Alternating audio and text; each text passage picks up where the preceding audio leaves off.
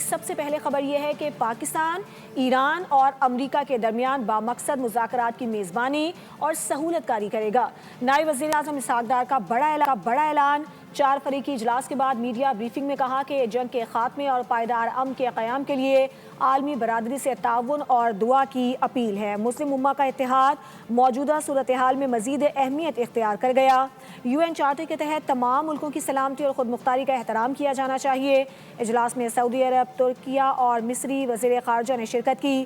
اجلاس میں امن و استحکام کے لیے مذاکرات اور سفارتکاری سے معاملات حل کرنے کی کوششوں پر تبادلہ خیال کیا گیا۔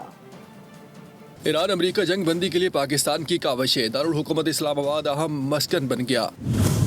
پاکستان نے 4 ملکی وزرائے خارجہ اجلاس کی صدارت کی۔ نائب وزیر اعظم اسحاق ڈار کی سربراہی میں 3 ممالک کے وزرائے خارجہ کی بڑی بیٹھک لگی۔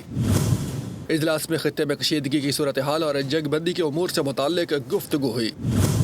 امن و استحکام کے لیے مذاکرات اور سفارتکاری سے معاملات حل کرنے کی کوششوں پر تبادلہ خیال ہوا۔ اسحاق ڈار نے پریس بریفنگ میں اجلاس میں ہونے والی پیش رفت سے آگاہ کیا۔ بولے خطے میں جاری کشیدگی کسی کے مفاد میں نہیں۔ مسلم امہ کا اتحاد موجودہ صورتحال میں مزید اہمیت اختیار کر گیا ہے۔ وزیر اعظم کی قیادت میں علاقائی اور عالمی امن کے لیے پاکستان بھرپور کردار ادا کر رہا ہے۔ اہم اجلاس سے قبل وزیر خارجہ اسحاق ڈار نے ایرانی ہم منصب عباس اراغچی سے ٹیلی فونک رابطہ کیا۔ دونوں رہنماؤں نے دیرپا امن کے لیے مذاکرات اور سفارتکاری کو واحد مؤثر راستہ قرار دیا۔